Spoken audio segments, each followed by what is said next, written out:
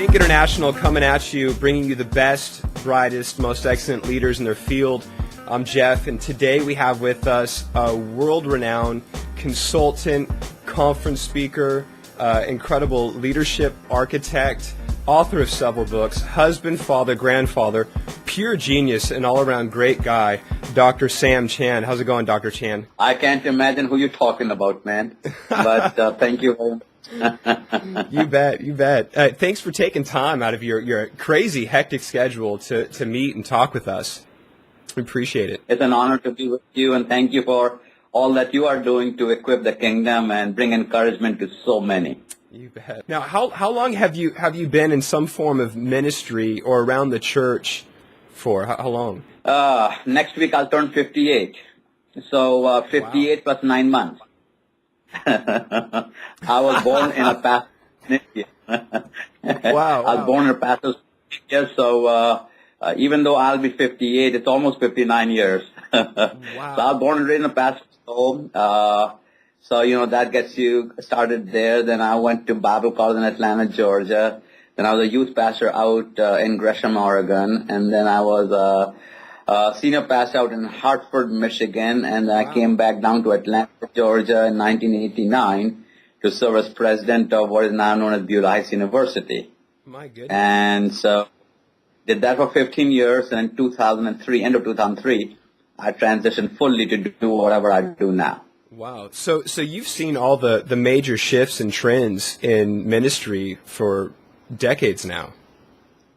I have, yes. When you say decades, that makes me sound older than I really am. But yes, I've seen it for a long time. Yes, I have. Yeah. What if you could predict any future trends for culture, society, and even for the church? What would you say is coming up? Well, I think a polarization of the church is taking place, and I don't mean that in a negative sense, but in a good sense. I see the church going all the way from one end of the continuum being fairly formal. I see formality coming back in, liturgy, more of the hymns coming back, people dressing up, Wow. just the decor of the church from one end to the other end where, things are loosening more and more, and contemporary really is outdated. Wow. That word went out a long ago. Yeah. And dressing down to whatever people are dressing down to, and the style of music being much more eclectic and much more diversified. So I'm seeing a real divergence in the church, and neither one of them is good or bad. It's simply how it is. Right. And so what I want to say to people, in fact, I wrote a whole book about it called Futuring, Leading the Church into Tomorrow. Okay. And it's available everywhere, but Futuring, Leading the Church into Tomorrow, in which I talk about 44 specific things that are changing about the church. But here's the challenge. The challenge is that people fall in love with the delivery system rather than the product. So the product is loving Jesus, worshiping God, bringing others to the saving knowledge of Jesus Christ, evangelizing, growing people, developing leaders, helping people's quality of life be better, stronger marriages, healthier children, good education. Those are our products. Right. How we deliver them have continued to change. And unfortunately, right now, the church is being defined more by delivery systems than the content or the product itself. Wow. So when we say, oh, that's a contemporary church, well, my question is, what makes it contemporary? Right. Jesus the same, Bible the same, is salvation the same, is heaven hell the same? Yeah, so what makes it contemporary? Well, contemporary basically start to mean, how we did our music. Praise and worship defines the church more than anything else. Right. And I'm just using that for example to say that right now the church is being more defined by how we do things rather than what and why we are doing it. Wow.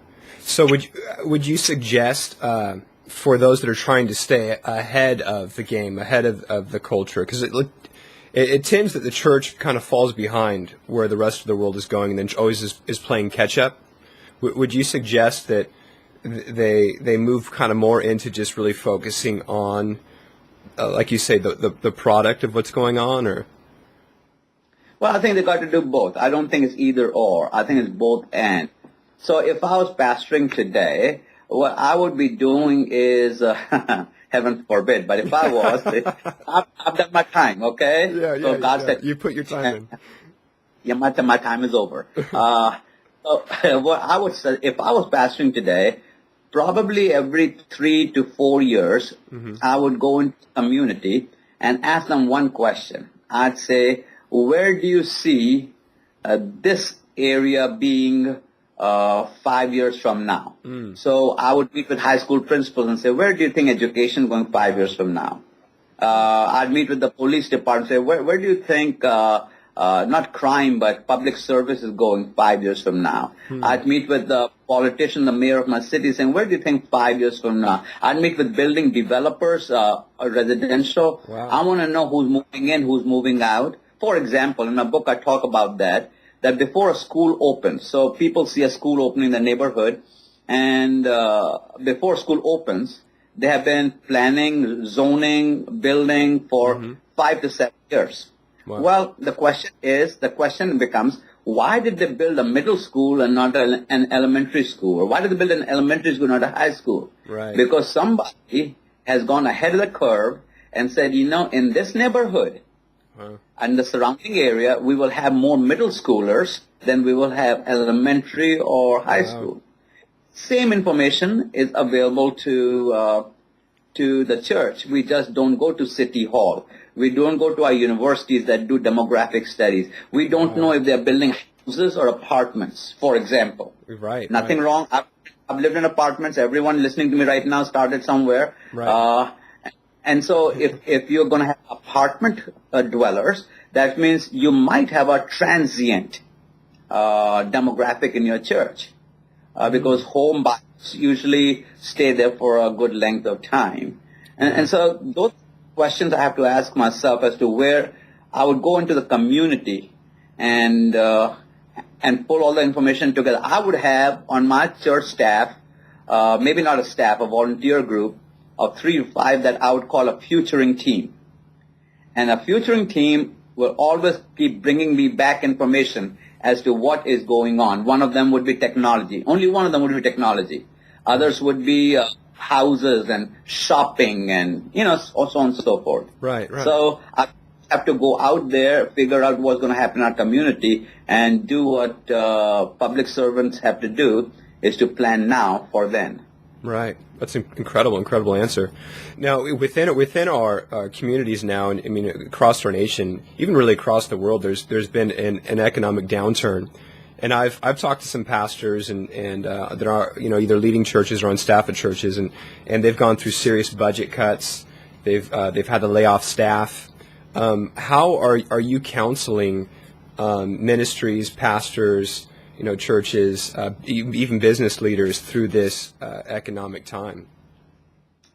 That's a great question. The easy answer is increase income, decrease expenses, and somewhere meet in the middle. Right. But people have that kind of common sense. They're doing that all themselves. So, I can't go in there and try to fix their budgetary issues for them. However, what I do say, my counsel to them is, during this time, 2 things are happening.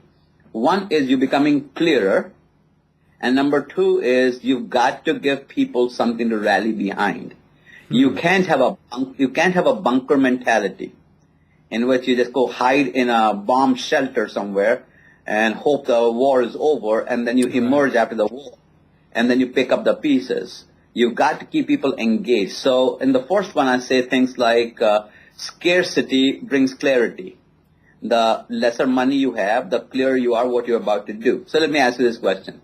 Let's just say you had $500 in your pocket, and you were going to take your wife out for dinner. You can go anywhere, right? For $500, two people? Sure, yeah. Dinner. We're not talking about movie, shopping, hotel. We're just talking about dinner. Oh, wow. So when you have that much money, you don't have to really think much. You can just go anywhere. You say to her, pick baby, anywhere you want to go, we'll go. One day. Yeah, well, you're there. But what would happen if you had $10 and you had to go out for dinner with your wife. That's all you had. I've been there lots of times, so I know. Yeah. You got $10 in your. Now, all of a sudden, scarcity creates clarity. It tells you immediately where you cannot go, narrows the field down, and you end up at one of the chains somewhere. Right. Or you might even say, hey, listen, for $10, I think we can go get a whole chicken. We can get some potatoes. We can get some beans. We can get some rice. We can get some rolls for $10. We can do all of that. Right. So scarcity creates clarity. So what happened during the fat years of the church, we built and built. I'm not talking about buildings. I'm talking about programs, and we hired staff, and we got fat and sassy. Wow. But now that we don't have what we used to have, now we've got to create clarity, because lesser means I have to realize what I'm going to say yes and what I'm going to say no to. And of course, the second thing is you've got to figure out how to engage your people in ministry. Here's the caveat: outside the four walls of your church. Yeah, exactly. Because what happens is right now everyone gets into a survival mode. Well, survival is me, mine, and I. But ministry outside the doors has to go and get engaged with the needs in the community. And when people get engaged with the needs of the community, they're grateful for what they do have. Yeah. And God blesses their other concerns that they have for other people. So those are two things I'm saying to churches. What ministries and programs have you seen right now churches start in this time? Like you said, getting out into your community, or what ministries are you suggesting that they start to meet the needs of their community? I think all they have to do is to check with the police department, say, what are the needs of the community? They got to stop by City Hall and say, what are the needs of the community? They got to stop by the schools, because schools sees children. Children come from homes. They see kids that would be dressed well, not dressed well now. Kids that used to come well rested are not sleeping well. Kids that used to be happy are depressed now. Wow. So they will tell you what the needs are. You don't have to be a rocket scientist to figure all this out. You have to ask questions of people who stay in touch with it. Stop by the social services office, and say, what can we do? So as people are coming in all day long, filling out their unemployment benefits, what would we like if each one leaving would get a care package of some nature? And something, it might just be enough to do them 1 day or 2 days at the maximum. But wow, they at least leaves some encouragement. Yeah. So it is about sowing into other people's lives. Anytime I can take my eyes off my misery and focus it on the needs around me, I'm a better man. That's great.